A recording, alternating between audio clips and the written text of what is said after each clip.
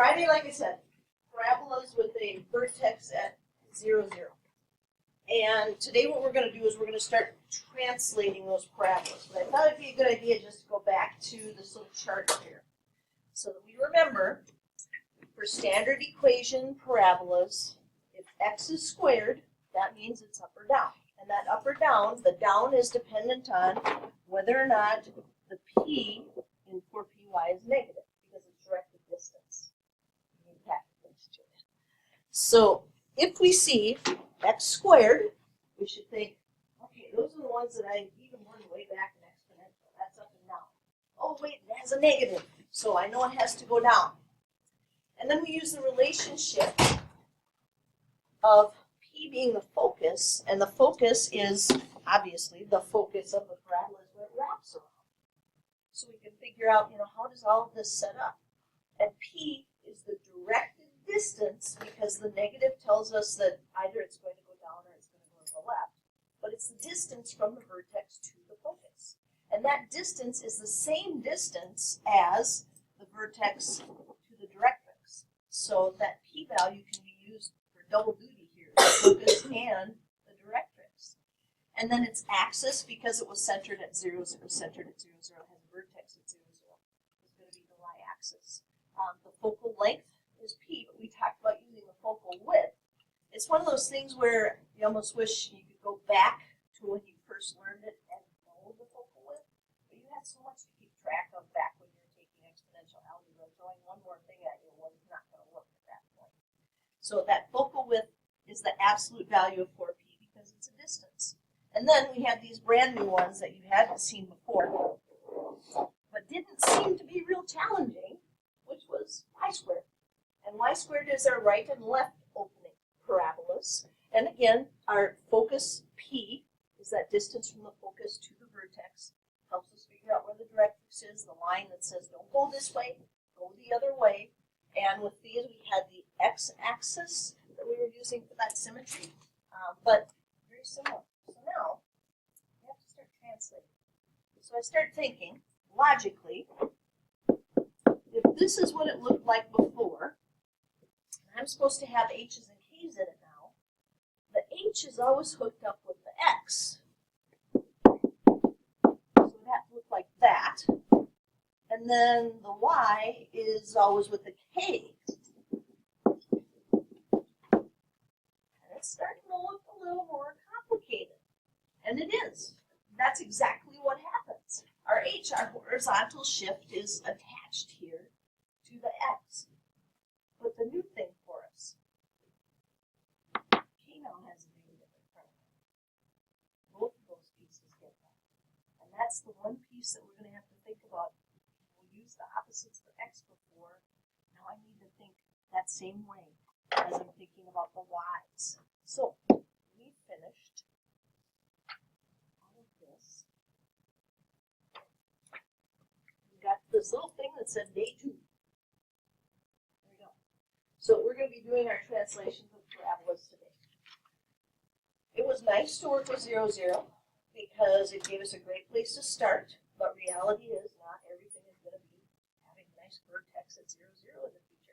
So when a parabola with the equation x squared equals 4py or y squared equals 4px is translated horizontally by h units and vertically by k units, the vertex of the parabola moves from 0, 0 to hk. Such a translation does not change any of the other things here. We still have our focal length, our focal width, the direction the parabola opens, all of that stays the same. And this box, all the way up, there we go. All the settings seem to have gone back over the weekend.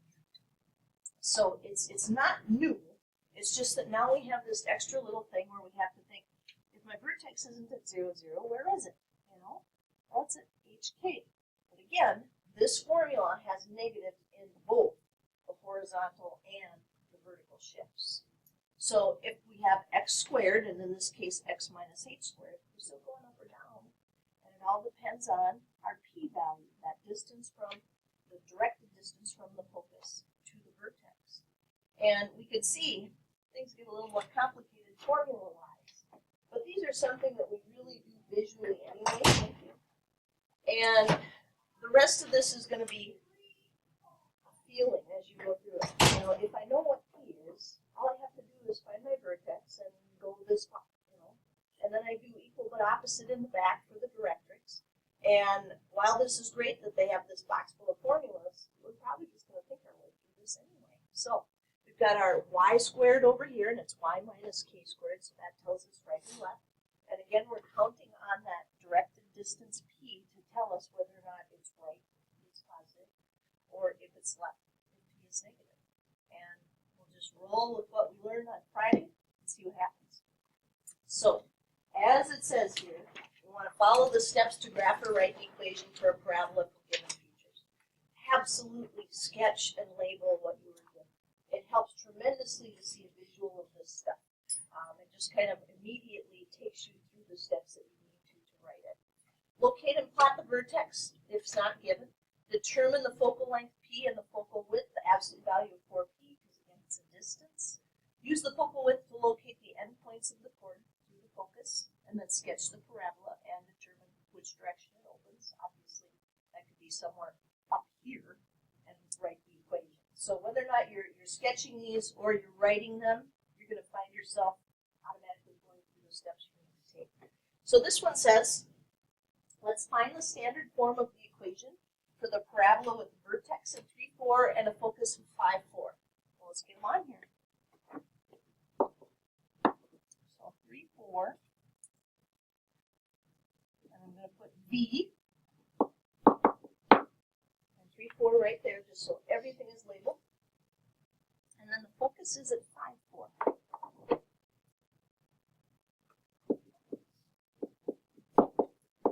So here's what I already know.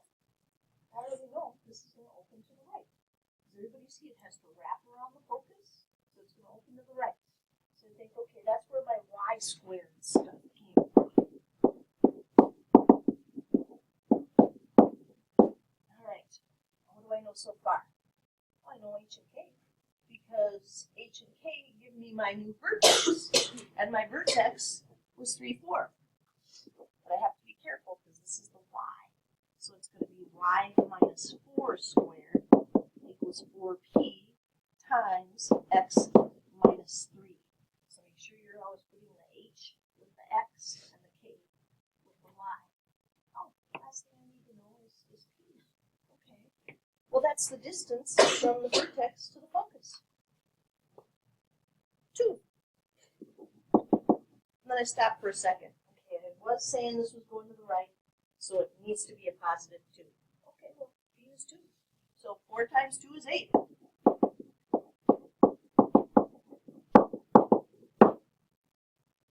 Just thinking that box that we had up there, the graph or right equation for the parabola, all those things in there make you think, wow, this must be really complicated. But parabolas all work the same way. So if you just sketch them and think about what's going on, you'll get what you need. But let's take this a little further. Can we find the directrix if this is all we have? How do we know where it is? Yeah, equal but opposite of that focus.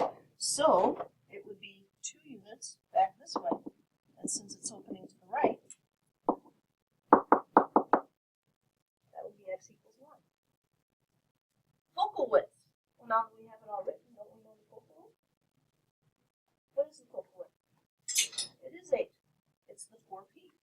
So we could say, all right, well, that means that the focus, since it's 8 and I have to split it, I'd have to go 1, 2, 3, 4 up, and 1, 2, 3, 4 down, and we could have this parabola wrapped all nice and lovely from all that information. And there it is. Because on the test, you can pretty much have to do everything for the parabola. You know, you want to see it graphed, we'll want to see, do you know where the directrix is, do you know where the vertex is, all that good stuff, and are you able to write it? So, as it says, graphing by hand allows us to see the structure and relationship of the parabola and its features. And it just becomes, like I said, automatic. You know, you look at it and you go, oh my gosh, I can see what P is already. Now, which way is this opening? And you just try to think through those steps. If we need an accurate active graph, you can use a calculator, but it's a little messy because we need to solve the equation for y first. but it's always a good thing to double check, you know. So this little bugger says, use a grapher function to graph y minus 4 squared equals 8 times x minus 3. Okay, that's what we just did. But if you wanted to double check it, you'd have to say, you need y all by itself. How do you get rid of squaring something? Yeah, and that already brings up an issue because we have to do plus or minus square root of 8 times the quantity x minus 3. And then we're going to have to add 4.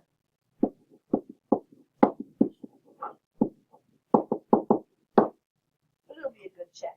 In fact, most people at this point would say, if I'm going to put this into the calculator, I'm going to distribute that 8. I don't want all these parentheses and everything in here. Because that'll be a little bit easier to punch in. And we can check it. Now, we do have to punch it in as 2 separate equations. Our calculator doesn't do the plus or minus piece. So that's where this is kind of cutsy.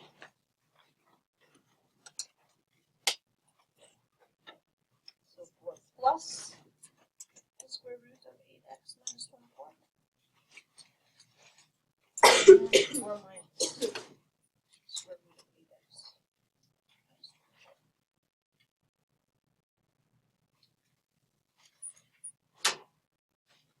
Anybody need to borrow a graphic calculator?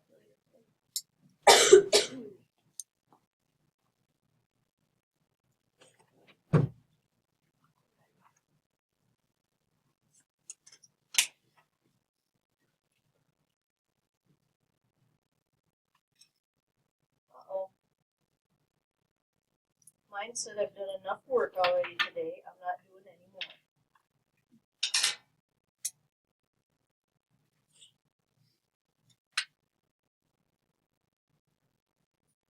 There, clear.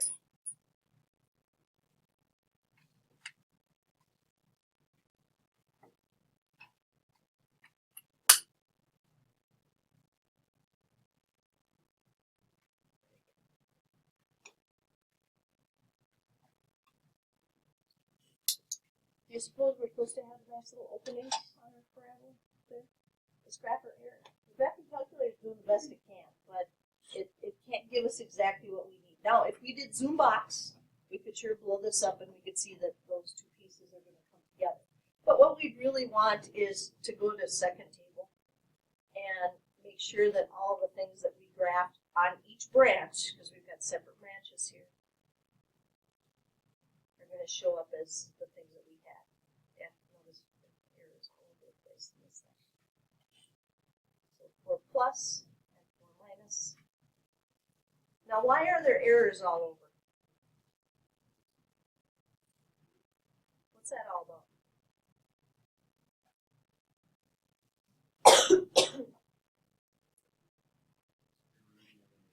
Exactly.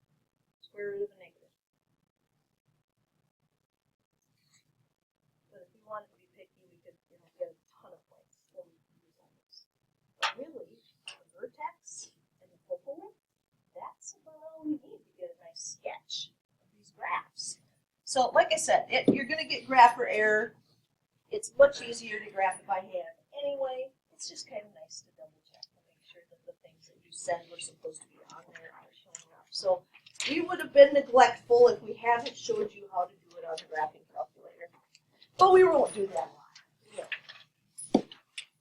So this is graph, and we want all the good stuff. So my first thought is, I'd really like to know where the vertex is. If I know that, that gives me a really good start. But you have to be careful with this one, because our x is over here, and our y is over there. So what's our vertex? 2, 3. All right.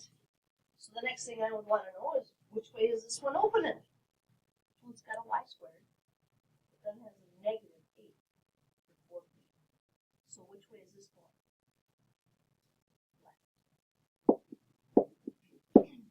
Y squared is always right and left opening, and with the negative is going to go left. Okay, well, that gives me a really good place to start. 2, 3. No, it's going left.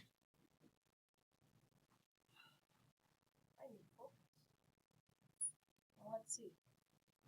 4p equals negative 8.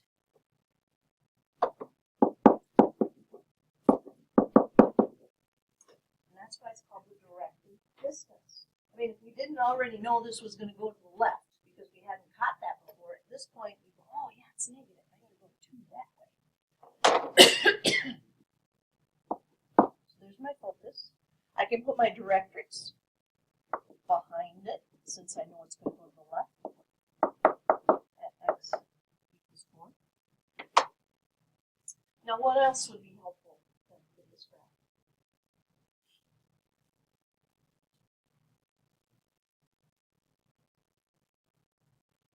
Should we make a table? I hope not. Use the negative 8. Yeah, that's the focal width. Now again, we are supposed to see it as just an 8 because we just want to know distance here. But that would mean at the focus, we would go 4 units up and 4 units down.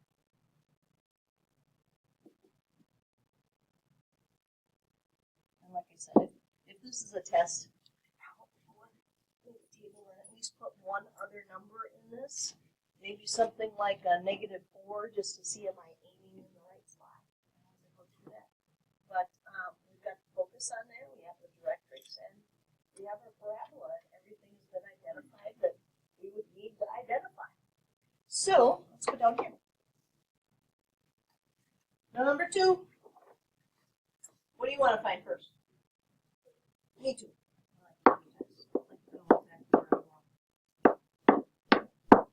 Where's the vertex of this one? Good. X is here, Y is here. Vertex -1, 5.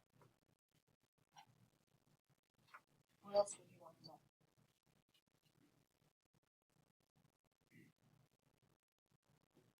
Where it's going. Which way is this one opening? Up. We have an x squared. It's going to open up. What else would you want to know? Focus and directrix would be a good place to go. All right, so 4p equals 12. So p is 3. So where am I supposed to go with this 3 business? Ah, yeah, remember the focus is what it's going to wrap around.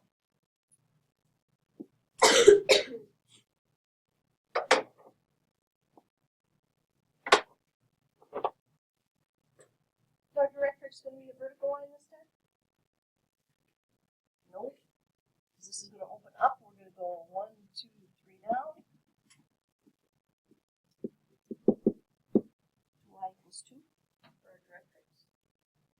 Anything else helpful at this point?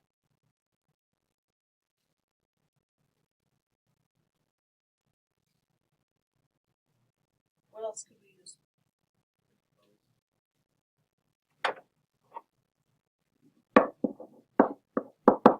Our focal width. So we're going to go to the focus, and then we're going to need to go 6 units in either direction.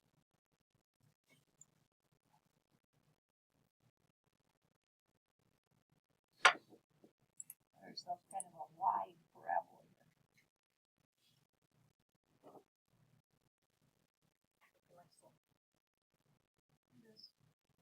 So, graphing.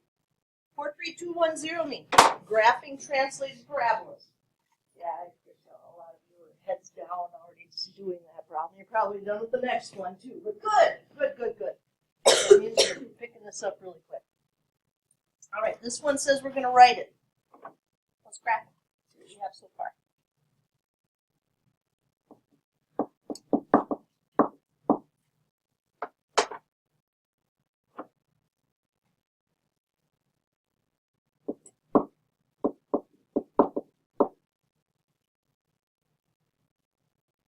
What does that tell you about this parabola? Opening to the right? So is that x squared or y squared? Y squared?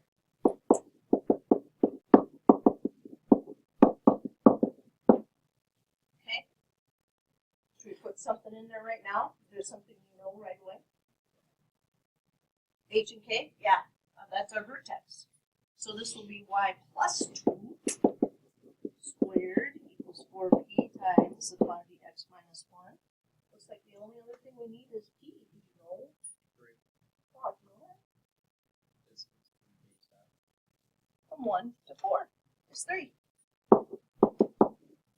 And we wanted this opening to the right. Positive 3 will do that.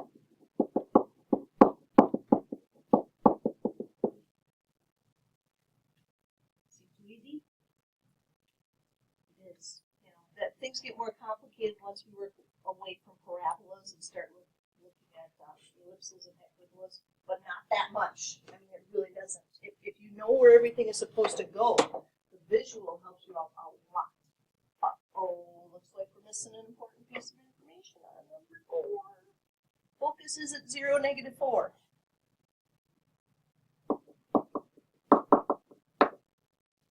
Directrix is y equals 6.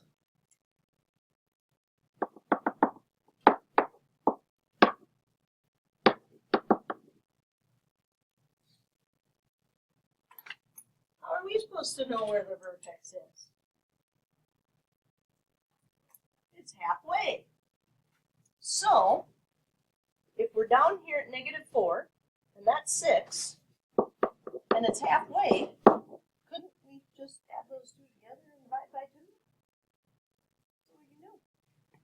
So, -4 plus 6 is 2. 2 divided by 2 is 1. Well, since this is the focus and they all have to line up nice, that means it's 0, 1.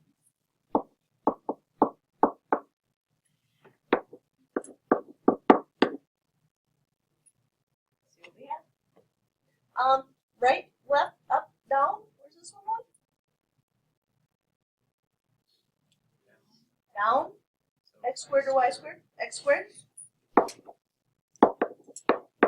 Now here's what I tend to do the first time I notice if it's left or down.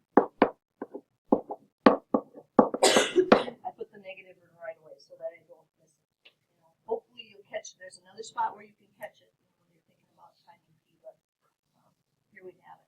So if our vertex is at 0, 1, this is just going to be an x squared over here because x minus 0 is x.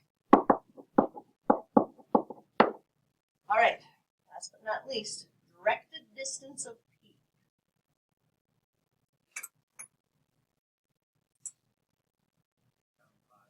Round 5. Now, I did already put the negative in there, so I'm just going to put a 5 in.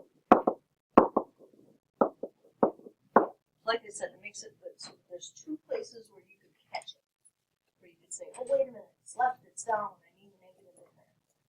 Hopefully, if you were doing the counting here, you'd realize use a -5 as you go through that. Well, that's good stuff. We're translating. Now this says day 3. You guys are doing really well with this right now, so why not just get to it?